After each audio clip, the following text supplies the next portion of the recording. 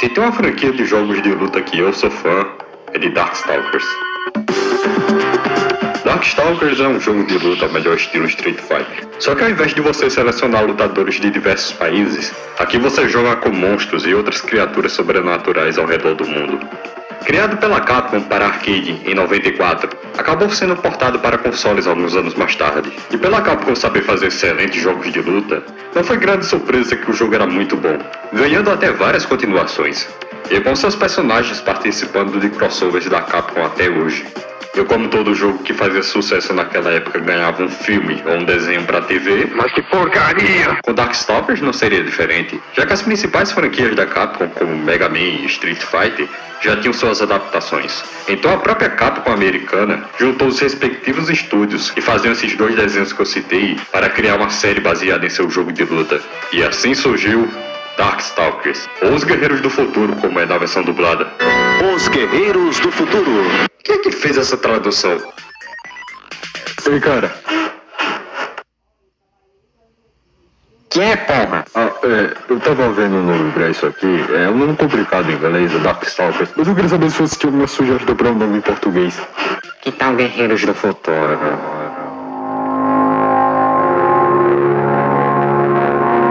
Porra, cara, esse é o melhor que você conseguiu. Confia em mim, vai ser um sucesso. Se bem que até que faz sentido. Olha só como isso tá futurista. Computadores, naves, eles até têm uma mini estrela da morte falante. Os primitivos vão rachar essa nave. O senhor tem que detê-los. Mas eu tô indo rápido demais. Vamos começar do início e ver o quão falho esse desenho é.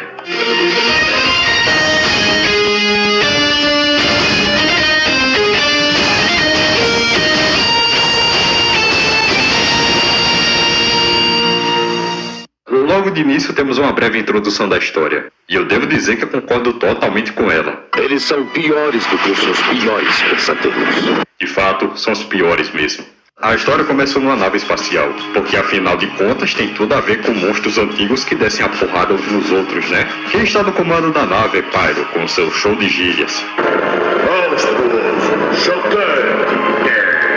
Ele retorna à Terra depois de milhares de anos para dominá-la, e também procura por subordinados para ajudá-lo nisso. E aqui temos o primeiro erro, pois Pyro, no jogo, é um conquistador de mundos, praticamente um Galactus da Capcom. Ele pode destruir mundos apenas com seu poder, sem nave, sem mini estrela da morte e sem porra nenhuma. Ele simplesmente chega lá e bota a moral na marra. Mas aqui ele tem que formar um esquema de pirâmide para dominar a Terra, e de alguma forma isso também vai ajudá-lo a dominar a galáxia. O equilíbrio correto exige que os humanos sirvam as velhas raças, e as velhas raças devem me servir. Então, nem mesmo a galáxia será capaz de deter meus negros poderes.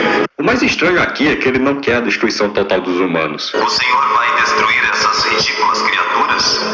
Não, eu não posso. Apesar das ações dele parecerem bem destrutivas. A resposta se encontra nas raças antigas.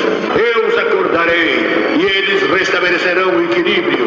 E eu começarei com Dimitri. Isso aí, Dimitri, o vampiro do jogo. Vamos ver como ele ficou. O que fizeram com ele? Tenho que dar ênfase nisso, mas praticamente todos os personagens estão bugados. Em especial para Dimitri, que fica mudando de design de um episódio para o outro. Parece até que cada episódio era feito por uma equipe diferente. Mas é estúpida! Pyro abduz Dimitri e o convence a ajudá-lo em seu plano. Para fazer esse plano idiota, ele deve convocar todos os personagens do jogo, ou as raças antigas, como são chamados aqui, que segundo ele eram seus subordinados há milhares de anos atrás. Engraçado que ele chama o Lord Raptor, que é de 1970. Ele deve ser muito ruim de conta, ou os roteiristas disso estavam bêbados. Pior que eu nem duvido da segunda opção, porque na cena seguinte, onde ele vai abduzir a Morrigan, ela começa um diálogo com ela mesma que não faz o menor sentido. Quem é você? O que está fazendo comigo? E por que me importa em perguntar? Acho que já vou saber. A pior parte é que eles nunca explicaram por que caralhos a Morrigan estava debaixo do mar. Você! Eu devia ter te destruído da última vez que nos encontramos. Silêncio, mulher inferior! A Morrigan e o Dimitri começam a brigar na nave, numa das várias lutas toscas dessa animação. Acho engraçado quando eles tentam imitar os golpes do jogo e acabam falhando miseravelmente. Mas, para nossa sorte, a maior parte das lutas são só poderes genéricos, que nem existem nos jogos. Fora outras cenas estranhas, como essa daí que o Dimitri tá em cima de uma nuvem voadora. Tá achando que é o Goku agora? Depois de resolver a treta com os dois, Pyro parte em busca de mais subordinados. E agora é a vez do John Talbot. Isso aí, meu personagem favorito do jogo. E aqui ele é transformado no Scooby-Doo bípede, que sai correndo só de ver o Dimitri. Valeu mesmo, hein? Depois dele é a vez do Anakaris, a múmia gigante do jogo.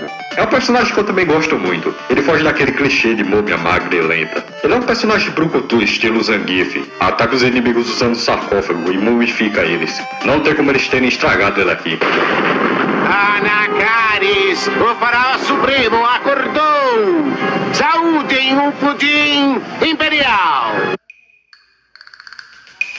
Pior que isso nem é dublagem zoada. Ele realmente fala essas coisas sem sentido. Tragam aqui molho e sapos dançantes! Acho que ele ficou tempo demais naquela pirâmide. Eles continuam abduzindo os outros personagens. Alguns se recusam a ir e fogem, enquanto outros aceitam de boa. Mas um destaque aqui para a Felícia, que vai ser tipo a co-protagonista dessa história. Enquanto ela foge, a Felícia começa a falar sobre um feiticeiro que ela procura. Eu devo encontrar um feiticeiro.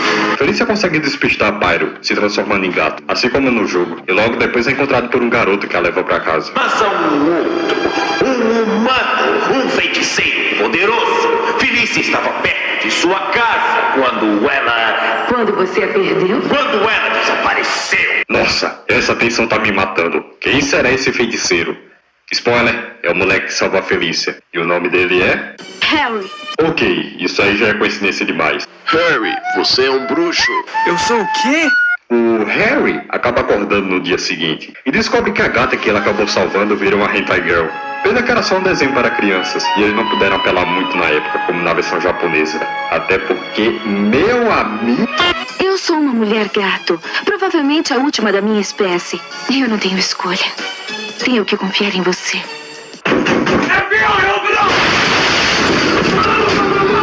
Mas quando as coisas pareciam que iam ficar interessantes, o Dimitri aparece e tenta abduzir o Harry. Engraçado que parece que ele esperou os dois acordarem para fazer isso, sendo que os dois estavam dormindo e indefesos há poucos segundos atrás. Mas enfim, Felícia consegue salvar o Harry, e os dois fogem dali num cenário que não tem nada a ver com o anterior, que antes era um jardim, uma rua, e agora parece mais um deserto com uma cidade distante. Continuidade pra quê, né? E enquanto isso, outros Darkstalkers que não foram com Pyro decidem se unir contra ele também. E agora deve vir uma série cheia de ação de uma luta contra grupos, certo? Errado. E agora que começa o show de horrores. Literalmente.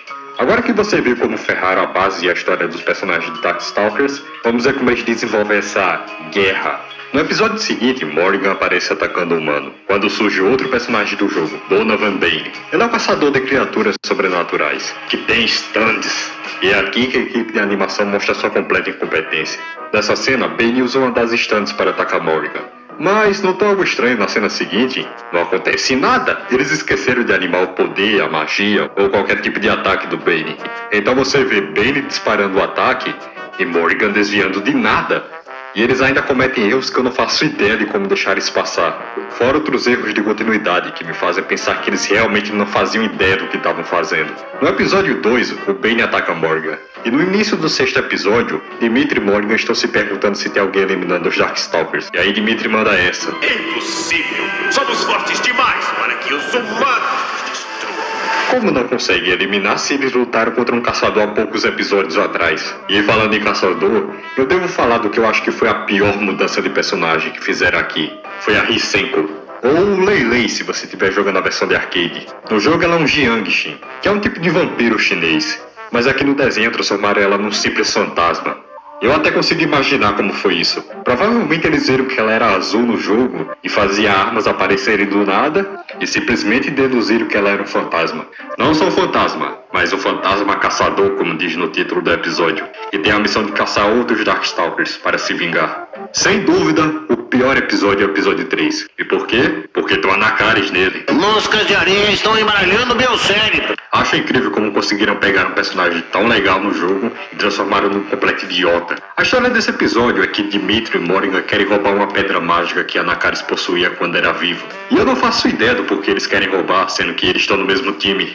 E aí começa um flashback do passado de Anakaris. E descobrimos que ele era um baita de um corno, conseguindo perder a esposa até mesmo por uma raça de homens-peixes. Minha amada caótica fugiu com um homem-peixe! E além de ter a esposa roubada, também teve a pedra roubada. E então eles descobrem que a pedra foi levada pelos ancestrais de Rico. Aquele cristal era obviamente o que o Pyron estava se referindo. E já que os atlantianos não jogam nada fora, o cristal está lá esperando por nós. E então eles sequestram Rico e o obrigam a ativar o poder da pedra. Desse jeito. Não, eu não editei. Ele realmente faz isso. Com o poder da pedra, Anakaris consegue localizar Felicia e Harry, que tinham invadido a pirâmide. Anakaris acaba confundindo Felicia com sua antiga esposa e aí... Eu sempre soube que você voltaria para o seu escaravelho aconchegante. Isso é esquisito. Ele hipnotizou a Felicia. E acho que ele precisava, pois ela parecia estar curtindo. Isso é muito esquisito. Harry tenta fazer Felicia recobrar a consciência. E consegue sem muita dificuldade. Eles fogem enquanto Rico ativa a autodestruição da pedra. E tudo explode? Não. Apenas um efeito de luz tosco. A pirâmide continua intacta. E assim termina o episódio. Os caras deviam estar num tipo de guerra, como é dito na introdução. Mas a equipe dos heróis é a coisa mais mal organizada que eu já vi. Uma hora eles estão de boa, outra hora eles estão brigando. Enquanto o plano de dominação do Pyro e dos Darkstalkers tinha tudo para ser uma história épica, na prática temos algumas pequenas batalhas isoladas e uma trama episódica. Sempre terminando com os vilões fugindo, tudo isso para ter mais uma batalha isolada no próximo episódio. E para nossa sorte o desenho só teve uma temporada. E acabou sendo cancelado por baixa audiência.